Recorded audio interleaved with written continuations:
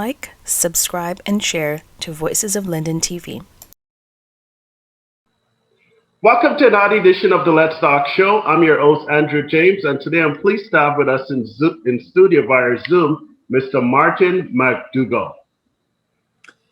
Hey, Andrew, Mr. James, how are you doing, sir? It's a pleasure to be here with you. Welcome aboard.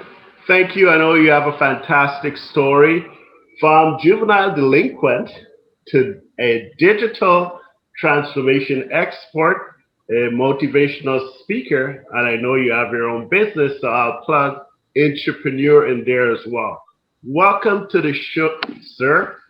Let's get right into it. I know this is a Mackenzie High School show, and for that reason, I would like for you to tell the world your story. When people hear Martin McDougall, what should they expect? And if I may, can you tell us a little bit about your experience as it relates to your time at Mackenzie High School, please? Hey, Andrew, thank you for that introduction. Makes me feel important. And it was a mouthful too. So, about myself, when you think of Martin McDougall, I think about my purpose in life, right? And I believe my purpose in life, the reason I'm here is to help others achieve their full potential through inspiration, affirmation, and education. That's why I live. That's why I breathe. That's why I'm here on this planet. As it relates to my experience at Mackenzie High School, I would say that my experience there was one of struggle, of redemption, and a safe haven. I came to Mackenzie High School in fourth form. I was actually having a really tough time. You mentioned juvenile delinquent.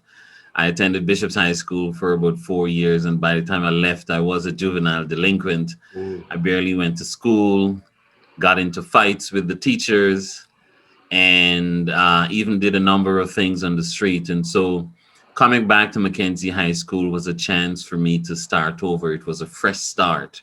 Right. It was a clean slate. And so while I was there in Mackenzie High School, I did struggle, but there were teachers there that came alongside me and really helped me. Yes. I'd like to shout out Cheryl McDonald. Miss McDonald was my chemistry teacher at that time period and was instrumental in really encouraging me while I was going through a tough time. And there were other teachers there as well who really helped me. Very well. Nicely said. I know you have a love for music. If I may, do you have your guitar with you? And would it be possible for me to put you on the spot just to give us a little bit of sensation as to what you have to offer? Yeah, so music is a passion of mine, and yes, I do have my guitar with me. I carry it everywhere I go. Okay. All right. So you're putting me on the spot now. Yes, sir. 1 second. All right. On this show, you always have to be prepared, right?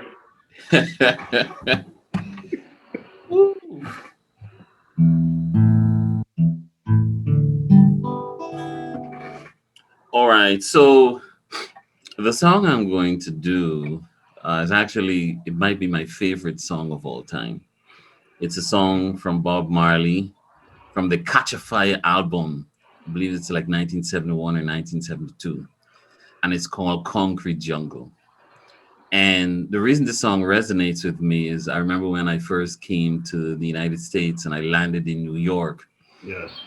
Being in Manhattan, I came out of the subway one day and I felt like I was in the concrete jungle. The buildings were so tall I couldn't even see the sun. Yes.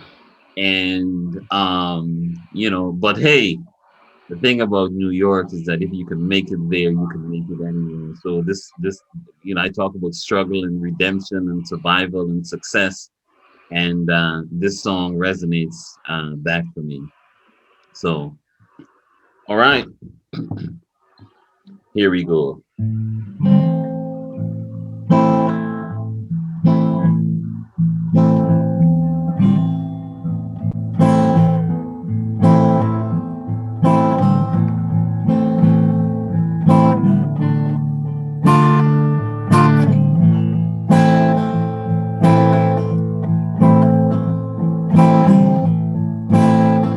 sun will shine in my day to day.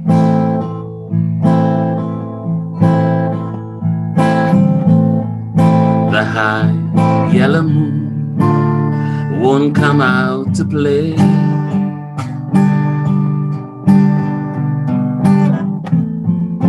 Darkness has covered my life, and it's changed my day into night. Where is this love to be found?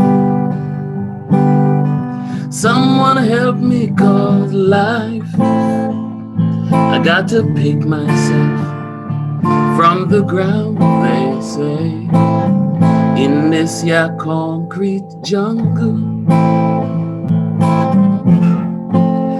where the living is hardest. Concrete jungle,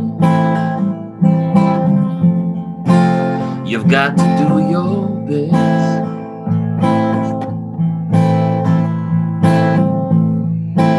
No chains around my feet, but I'm not free.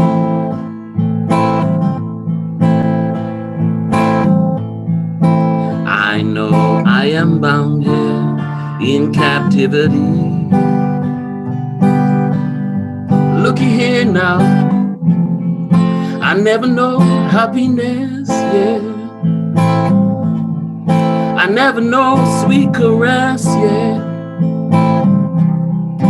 I'll be always laughing like a clown. Someone help me, 'cause life must be somewhere to be found, they say, in this here concrete jungle, where the living is hardest. Concrete jungle, man, you've got to do your best. Concrete jungle now, concrete jungle now, concrete jungle now, New York, concrete jungle where dreams are made of. Very good, and very good. Man of many hats, I see. Mr. McDougall, can you tell us a little bit about what you do when you're not playing music? So my question to you is, how did Mackenzie High School prepare you for the real life of work? And if you can break it down and tell us a little bit about what exactly it is that you do in the real life of work. Okay, so the way that, or rather, how Mackenzie High School prepared me for work is that it showed me a couple of things. One, that you could begin again, that you could start over, that even if you're making a mistake, you can come back on the right track. And two, if you are trying really hard, other people come along and help you. Yes. Whether it be, the universe, or if you're religious, God, resources come to help you as long as you're putting in the work. So those are the two things that it really taught me. And that was you know, the real basis of my experience there. In terms of what I do as a career, I see myself as a digital transformation expert. What I do is I help businesses solve problems through technology and process innovation. Hmm. So I'm the technology guy that comes around and helps builds applications, helps redesign processes, and does whatever needs to be done in order to solve business problems through technology. Very well. Nicely put. From bad boy to good boy. Well, I don't know about good boy. I may still be a rebel without a cause. Okay. Let's call it the social justice warrior. Oh, Any fond memories of Mackenzie High School? Yes. So I think I mentioned before the teachers who really came alongside me and helped me in my time of need. I'm a proud car house member. Whoop, whoop. So I ran track and field, and I think I did basketball and a little bit of soccer for car house. All Hey, right. the car by far, it's the car. Let's go, people. I was one of All those right. guys out there kicking people butts on the track. Yes. Okay. One other fond memory I have of Mackenzie High School, and I always tell this, is I remember one day two young men, they were having a disagreement, and so they started fighting. Mm, Teacher came in, broke up the fight, and said, "Listen, this is not the way that you guys resolve conflict. right. Guys really want to fight, then I'm going to bring some boxing gloves and we're going to go over to the bandstand on Friday and you guys can duke out your differences, in a more organized fashion." Bandstand by the river corner there, right? But yes, by the Okay. river corner, Yeah, yeah. behind Mm-hmm. Lightches there. Yes. And so the Friday, we all, afternoon after school, a group of us went over to the bandstand. I was Mr. Buffer, the ring announcer. I was wearing long pants in that time, and so I wore a green, lime green bell bottom pants. Woo. And so I got in the ring and I said, "Ladies and gentlemen, let's get ready to rumble."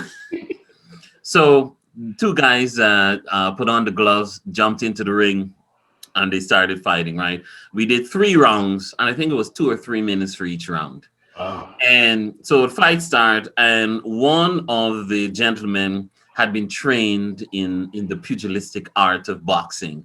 And so Nice. he came out, he had his fist up, he was jabbing, he was parrying and whatnot. And the other guy was not a fighter. So for a few seconds, he really didn't know what to do. And Mm-hmm. then all of a sudden, it seemed like he just made up his mind and he started firing punches. And when I say punches were coming from all directions, he were firing overhand punches. He was just punching however he could. And Yes. the guy who was the boxer didn't know what to do. Wow. And so he got his butt whooped for Uh-oh. the next Uh-oh. 3 rounds. It was crazy. The students were going crazy, but that helped resolve their differences. So what happened Mm-hmm. was after then, every Friday afternoon, students who had differences came to duke it out in the ring. Wow. So after school on a Friday afternoon, a group of us would walk over to the bandstand and we'd have gloves and whoever wanted to come and duke it out would come and duke it out. We had of course the guys coming and duking it out in the ring, and we even had young ladies who came and duked it out in the ring as well. Wow. Now I must mention this was not a school sanctioned activity. Okay. All Okay, right. Very and I well. would not encourage any of the current students to solve their problems in this manner. I'll just say that it was a different time and it was a Yes. different age. Right. Okay, but that was one of the fun experiences that I had at Mackenzie High School. Very good. And as a disclaimer, we don't promote boxing on this show. So if you want to box, Yes, this is not a boxing promotion show. okay. Very nicely said. Just to bring the plane down, let's put on our seatbelts and get back to. I know this has been having a good time.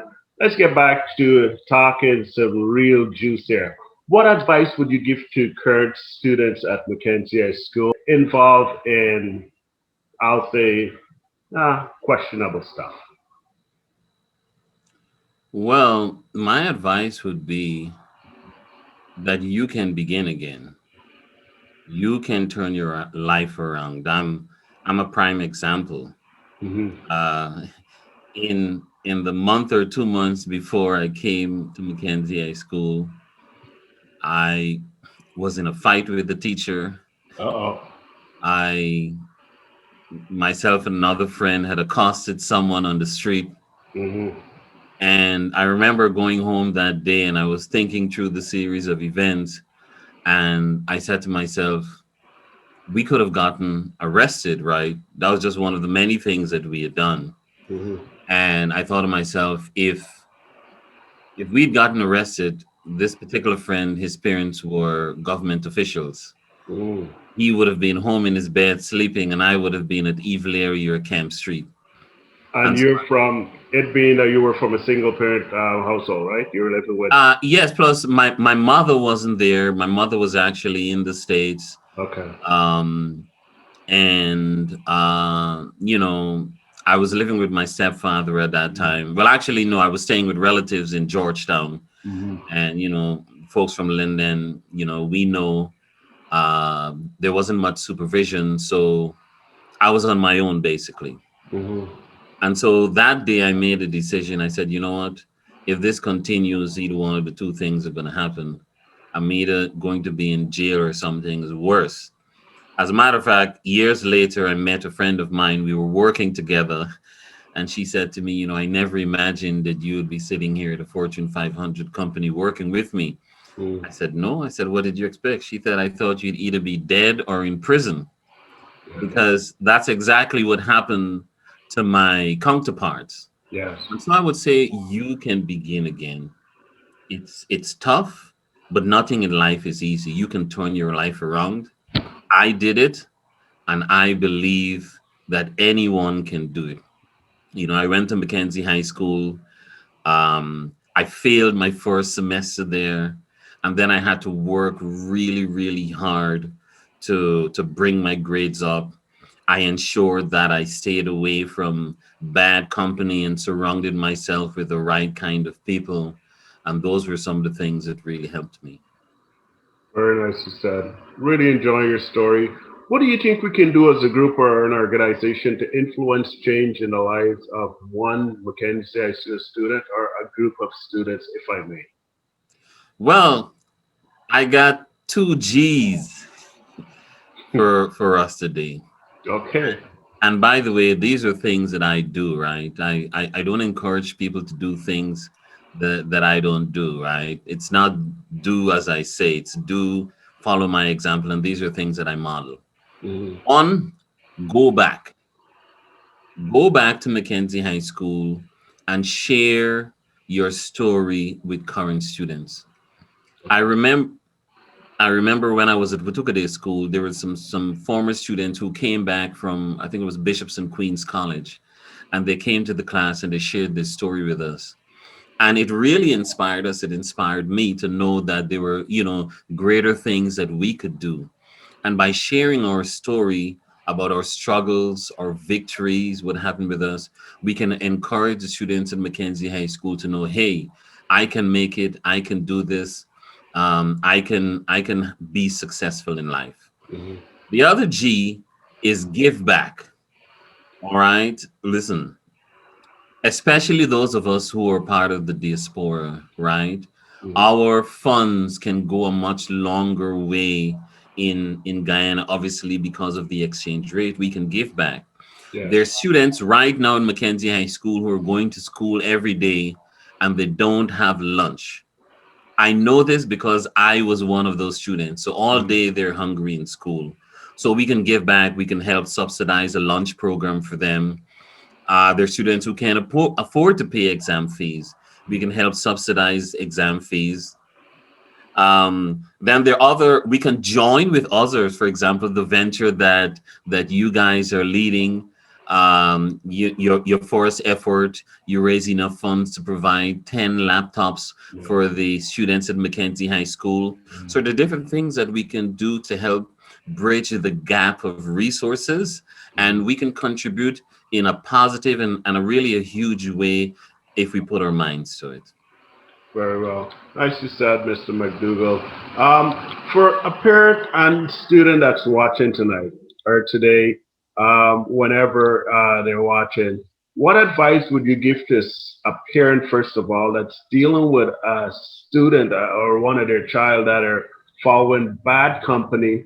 And what advice would you give specifically to a student it being Mackenzie High School or anyway in Guyana or wherever, watching this program that's engaged in bad company and involved in doing activities that are less to be desired, if I may. Okay, so for I can speak directly to students, and the reason I Hmm. can speak directly to students because I was one of those students. Fair enough. Yes. Uh, I mentioned before that I was a juvenile delinquent at Bishop's, and just before I came to Mackenzie High School, I was involved in a fight with a teacher and accosting people on the street. And so the advice is you can turn your life around. I did. And what I found was Hmm. that once I started making the effort to turn my life around, there were people that came out of nowhere and helped me. Right. Ed Caesar, who was the education officer in Linden at that time, actually helped me transfer myself from Bishop's to Mackenzie High School. Right. Cheryl McDonald, who was my chemistry teacher, she really encouraged me. And there were other people that came along and really encouraged me and helped me to turn my life around. So I want to tell you, you can do it. You can begin again, and you can't do anything about the past, but you can do something about the future. And if there's the one thing that I want to communicate to people is about personal responsibility. That means that what your life is from today is totally up to you. No one else has control but you. In terms of parents, I would say that you gotta have patience and you gotta seek help, right? Because obviously there are a number of things that go into um, that cause a child to act out and misbehave. You got to understand what's the root of that problem and see how you can help solve it. I don't know if there are counseling services available at Mackenzie High School or within the ministry, but that's something that can help where a child can talk to a licensed practitioner who can help them and give them tools to deal with the challenges that they're dealing with. So those would be the two pieces of advice that I would give. Excellent. Well said, Mr. McDougall. We're just up against time, but I want to take this opportunity to thank you very much on behalf of all the folks involved of the Mackenzie High School Alumni Association North American chapter, the admin, our executive producer, and everyone here. We want to thank you very much for spending your afternoon with us. And in closing, I guess the takeaway is no one can have control of your life besides you yourself. Thank you, sir. Uh, Nice speaking with you. God bless you. And we will be in touch again. All right, thank you. Listen, I really enjoyed being on the program. Thank you for inviting me. I also want to say that I am very proud of you, Mr. James. I'm very proud of your effort to lead this organization. You and your team, the team of people that working together, you've already making an impact in the school, and I am personally pledging my support to any of the events and projects that you have going forward. Well, I appreciate it. Hey, keep it up. You and your team of executives, keep it up. You guys are doing a good job. Thank you. Appreciate that. It's always nice hearing good feedback. God bless you, and we will be in touch soon. Thank you very much. All right, thank you. Have a great one. You too.